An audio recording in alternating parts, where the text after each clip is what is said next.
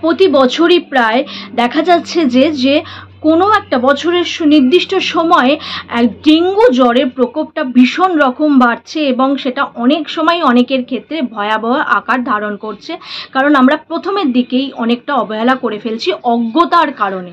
তাই ডেঙ্গু জ্বরের সিমটমকে বোঝাটা খুব জরুরি, যেটা অন্যান্য জ্বরের থেকে একটু আলাদা। ডেঙ্গু জ্বরের ক্ষেত্রে হঠাৎ করেই জ্বর আসতে পারে এবং জ্বরটা ক্রমাগত টেম্পারেচার বাড়তে থাকবে। 102 থেকে 104 ডিগ্রি পর্যন্ত কিন্তু এই জ্বরের তাপমাত্রা বেড়ে যায় এবং তার সঙ্গে তীব্র গায়ে হাত পায়ে ব্যথা, যেন হাড় ভাঙা যন্ত্রণা, আর তার সঙ্গে মাথা ব্যথা, পিঠে ব্যথা, মনে হয় যেন পিঠে ভারী কেউ বোঝা চাপিয়ে দিয়েছে, চোখে ব্যথা হয়, চোখের পেছনগুলো, চোখের ধারটা ব্যথা করে, জ্বালা করে, যেটা কিন্তু অন্যান্য জ্বরের ক্ষেত্রে হয় না।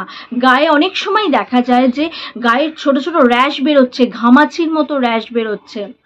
এই সমস্ত কিন্তু যে ডেঙ্গু জ্বরের একদম ইউনিক লক্ষণ অন্যান্য জ্বরের থেকে। এছাড়াও দেখা যায় যে খাবারে একদম রুচি চলে গেছে। এমনিতে তো জ্বর হলে আমাদের খাবারে রুচি থাকে না, এক্ষেত্রে যেন কিছুই মুখে দিতে ইচ্ছা করছে না।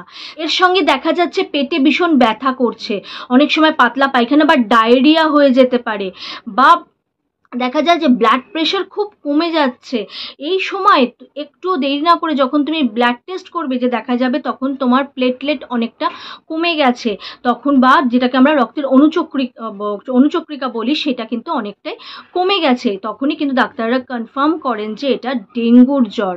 আর এই ডেঙ্গু জ্বরের সবচেয়ে বড় বিশেষত্ব হলো, ডেঙ্গু জ্বরটা যখন কমে যাচ্ছে 3 থেকে 4 দিন পরে ডেঙ্গুর জ্বরটা কিন্তু কমে যায়। তবে কমে যাওয়ার পর মানে গ্রাফটা এরকম হচ্ছে আবার উঠতে পারে, মানে ডেঙ্গুর জ্বরটা কমে যাবে, তুমি ভাববে যে কমে গেছে, তারপর কিন্তু আবার জ্বরটা আসতে পারে। এই যে কমে গেছে জ্বরটা, যখন সাধারণ জ্বরের ক্ষেত্রে আমরা ভাবি যে হ্যাঁ জ্বরটা আর নেই, জ্বরটা কমে গেছে, বাচ্চার ক্ষেত্রেও ভাবি জ্বর কমে গেছে, জ্বর নেই, আর বাবা শান্তি।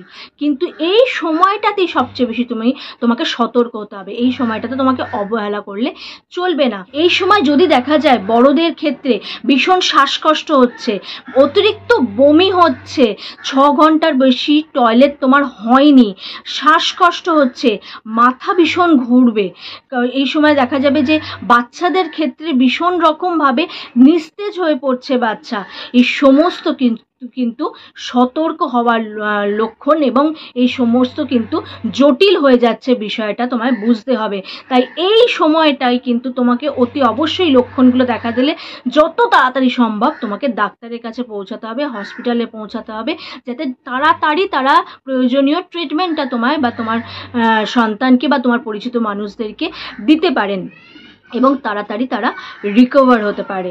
এই সময়টা কিন্তু ভীষণ গুরুত্বপূর্ণ। আর যে কোনো জ্বরের ক্ষেত্রে তো অতি অবশ্যই ডেঙ্গু জ্বরের ক্ষেত্রেও বলবো যে সবসময় সেই রুগীকে, যে যার জ্বর হয়েছে, সে যেন একটু মশারির মধ্যে থাকার চেষ্টা করে, কারণ এই জ্বরে যদি আবার মশা কামড়ায় এবং সেই মশাটা আবার অন্য কাউকে গিয়ে কামড়ায়, বাড়ির অন্যান্য সদস্যরাও কিন্তু আক্রান্ত হয়ে যেতে পারে। এমনিতে কিন্তু ছোঁয়াছে নয়, কিন্তু মশারিটা টাঙিয়ে নিলে কিন্তু এই সম্ভাবনাটা আমরা এড়াতে পারি। এছাড়াও কিন্তু প্রচুর পরিমাণে জল খেতে হবে, যাতে বডি হাইড্রেটেড থাকে অল টাইম। আর যদি খেতে ইচ্ছা না করে, তাহলে বিভিন্ন রকম স্যুপ তুমি খেতে পারো, লিকুইড ফর্মেই স্যুপটা তুমি খেতে পারো, একদম তেল মশলা ছাড়া, এই সময় যাতে হজমটাও আমাদের তাড়াতাড়ি হয়ে যায়, কোনো রকম হজমের গণ্ডগোলের সমস্যায় আমরা না পড়ি।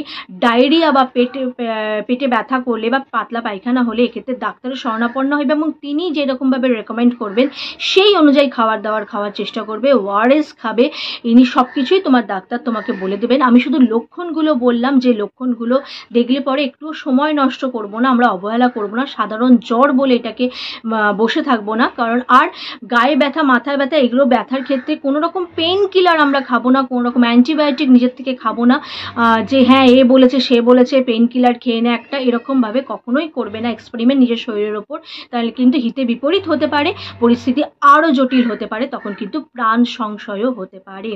এই শরীরে ব্যথার ক্ষেত্রে তুমি মিনিমাম প্যারাসিটামলটাও শুধুমাত্র অ্যালাউ, তারপর এছাড়া কিন্তু আর কোনো কিছুই ওষুধ তুমি নিজের ওপর ট্রাই করবে না। সবসময় ডাক্তারি পরামর্শ মতো থাকো, কারণ তার মতো বিশেষজ্ঞ আমরা কিন্তু কেউই নই।